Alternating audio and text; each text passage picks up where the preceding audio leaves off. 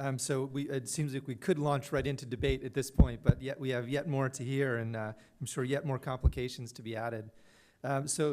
Next, please help me welcome Nalini Thakur, who comes to us from India, where she is head of the Department of Architectural Conservation at the School of Planning and Architecture in Delhi.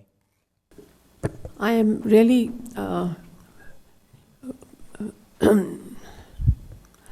first of all, let me thank Professor Harvey Sinclair for inviting me to this very important, program on cultural landscapes, and I think it's a good opportunity, and it will bring in a lot of more dialogue about this after we finish these 2 days.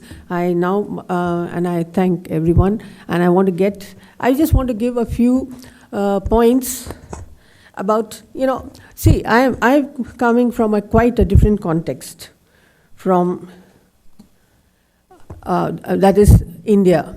And I think I belonged more to yesterday afternoon's session than say today, that's how I feel, that's more comfortable, than this, which is all about Hull and what to do, and, it's sort of very going on like that. So let me just say, I think to make a point that we first have to know what are we trying to really do.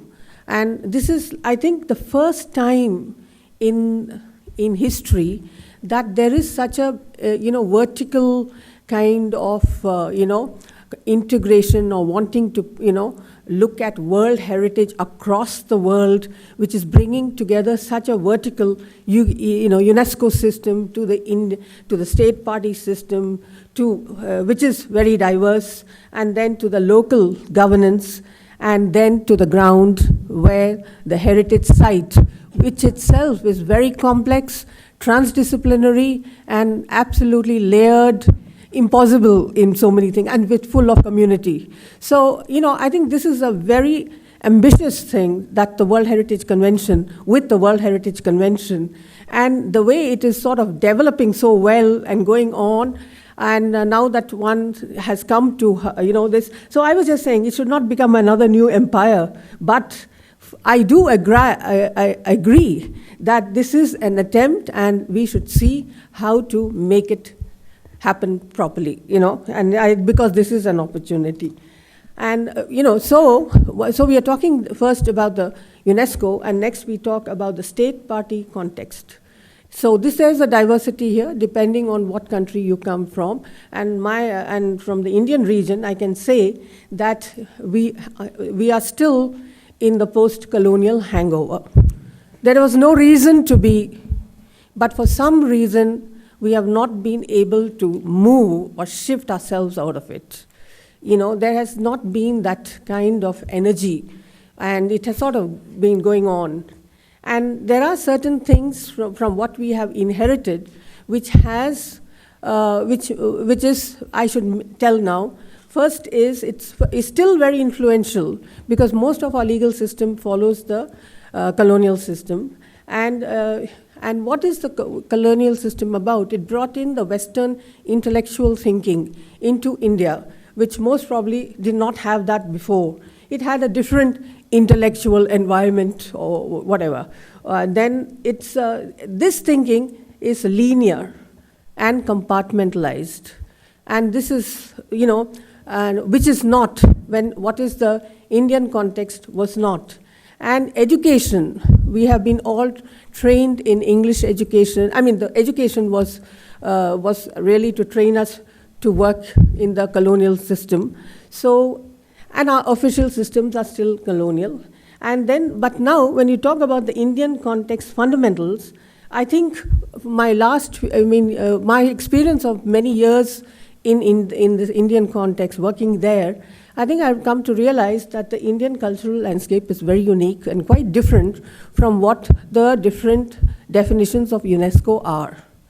So I have written a little bit about that in the book, but I'm not going to go into that now. But I think it is very important to understand that, because all the kind of good intentions that come from UNESCO or from our government or from our elders, we have to see whether it goes along. Doesn't impact negatively on the values of the landscape, because we don't seem to know much about it in terms of information or understanding. That is a thing. And also, Indian heritage is a product of holistic thinking, and it is founded on what I call Indian civilizational studies, which is holistic, and not, which I think, again, what we inherit from the colonial hangover is a different system. And, so what has happened today is there is a problem of amnesia regarding architectural knowledge. You see, a building is standing in front of you. It has everything together, but if you want to intervene, and we are saying we are training and educating conservators, we have to know how they can intervene with confidence. So they don't have enough information or knowledge to do that, because there has to be a process to enable that to happen, which I call the knowledge systems approach as a way of knowledge building. And to, so, because if you look at all the cities, or look at Madurai we saw just now, it was all happened by people. The people built it. So there is some kind of knowledge sharing among everyone there at that point. And I think this knowledge sharing was the one that enabled people to all build together almost the same, and not too different. So that condition in society is what is now very important. So finally, for me, I think I follow the anthropological, ecological sort of whatever it is, from what I heard, because I do think finally it's all about the conditions within the society. And that is what we have to determine, change, and work on. And then I think it is they will do the rest. And it's not about too many experts and outsiders coming. And so this is how I've been looking at this. And the one is now information about the immediate world. That is true. We, as Indians, we really never look at the world around us, because we have been, our books, our teaching of architecture has all been very exotic and outside, and we have become rather weird people that way, that we don't even know how to converse with around us, and you have to, this is one of the things I break break the students out of this, because I think this is very important, so, and it also leads to a lack of ability to actually work out new ways of doing things. So next, I should now talk to what is this whole thing about the state party framework for India, because again, all this, when we talk about Hull, and I think we should be understanding all these things, because there are thousands of interfaces that are necessary in all the two presentations, that have to be worked out, So it's quite complex that way. So I'm just going to give, what is this? We know the UNESCO and the system, we've been talking about it. Now you come to the next one. They're all parallel, they are all parallel. They don't go together. So we have the Constitution. I call this a national framework, and what I mean by national framework finally is that how do you resolve all these constitution and all the legal frameworks together into one, common composite framework for working on heritage areas, cities, and buildings. That is what is called national framework, because that's part of the exercise that one does. So you have the Monuments Act, both at the center and the state, and they are both really are still based on the old Act of 1904, which was Curzon's Act. And at that time, it's very selective. It's very much like what was happening in Europe at the end of the 19th century, early 20th century. We are still very much there. That piece of legislation is there. It's a good piece of legislation, and there's a lot of tinkering with it going on, but till now, we have not ever thought that we should now be protecting living heritage or living cities or living heritage of cities and settlements and regions. So because these places have both, they've got heritage and they have people living, and they are very complex for actually managing. So they do need a law to protect, so that at least the protection part can be ascertained, and so that everyone in this democratic country can go by the same rules. Otherwise, with that gap, the rules are different for different people. So you can't, have that. So it's very important to have a law, and it's important. It's also important to change from that what is there to another. Okay. So anyway, so there is something about lateral coordination, and so I'm going to just talk to you about, there is this, we're talking about the Hull approach, but what I'm going to do now is to see I'm going to put across what I have been doing these last 20, 30 years, to sort of see what it is, and then see if it sort of helps in sort of fitting in little things within the framework and making Hull operational for the Indian context.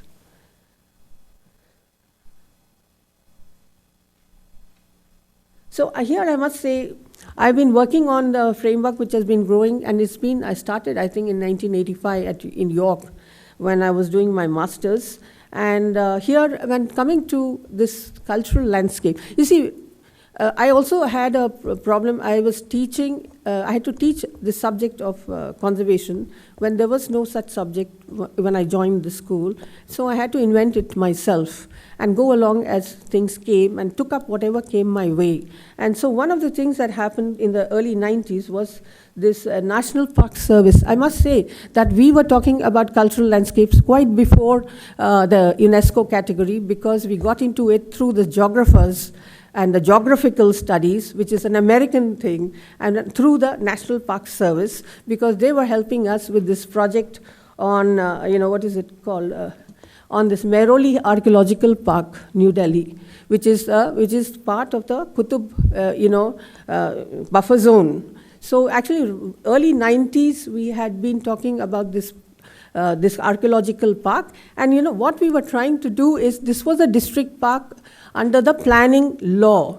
So under the planning law, recreation comes in, but it's a heritage site. So it is.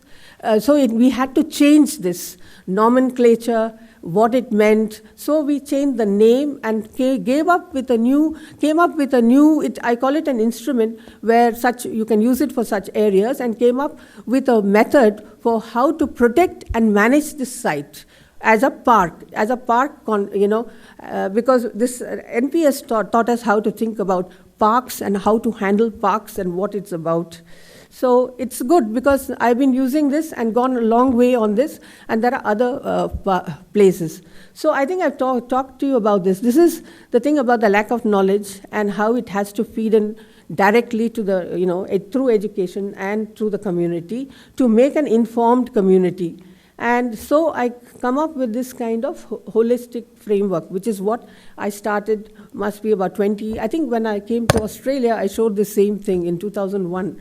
So, you have these 4 levels, the 1, 2, 3, and 4. The first is the context, which is where the heritage is, and then the second is the national policies, which is where you have planning and development, which have their own laws, and they come under the state jurisdiction, and they are highly developed. And I think it's very much like the American, you have the land, they had yesterday, one lady was talking about how those mining and energy people were coming, because it was another, it was under some other jurisdiction and agency. So that's the same thing. And so they are not for heritage. So, and then you have what is called level 3, which is 0, because it is what is heritage management, and there is nothing there.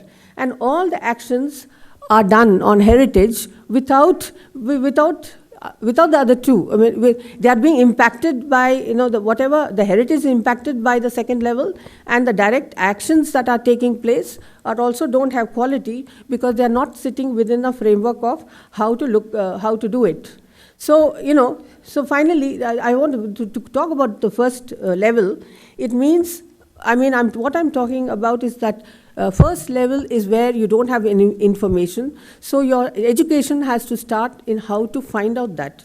And that local way of working is actually community way of working, and it's a decentralized way of, or people's way of working. And and a little bit about what this is about. I'm just going to show and go on. This one tells you about what is that, how I look at that Indian context, and what is this Indian context. And after that, the Kangla Fort, I'm telling you what, this is the master plan is there, all these things are there. So, but all the yellow ones are what we have to do.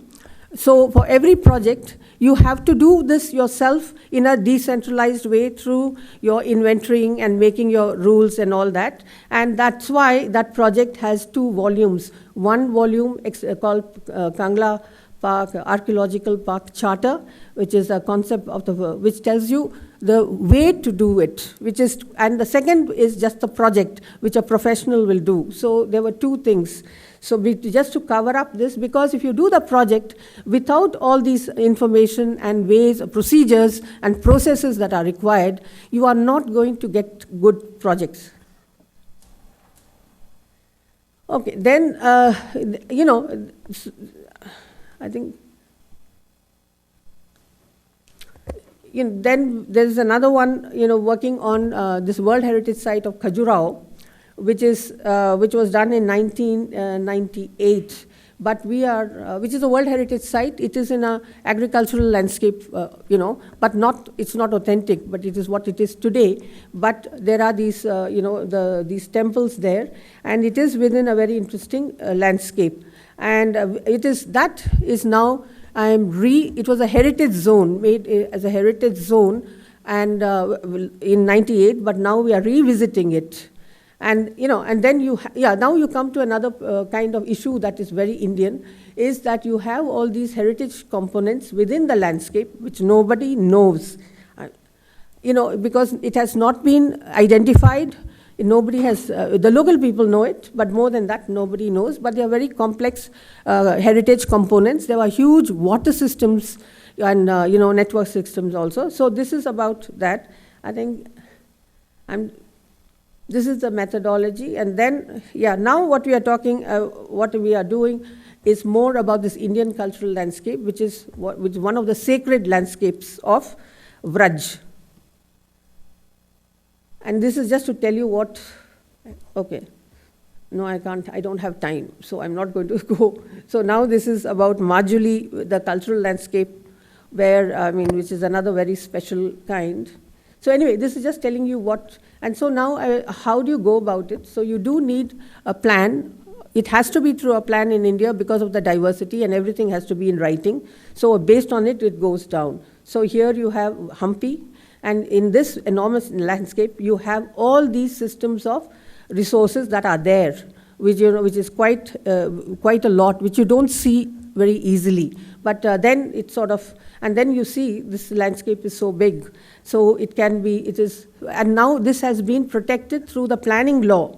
This is what we tried to do. And this is something about what is this integrated management plan. You divide it into core. Core is to do with heritage. Integrative management is to do with the parameters, which is planning, tourism, and all, which can cause a lot of impacts. And general management is infrastructure. You need all the 3. So you have to know how to work. And core is the most important. I've almost finished. This was the final structure of the plan. And this is the new institutional structure, etc., that came. And this is it. So these are all the different things that I had tried to tell you. So some of them are there. But I can tell you now that we do, in places like India, I think we have to have our own theory and principles. We have to develop that. And so I think the educational institutions are very important. And we need people who can just stay long-term and work on this.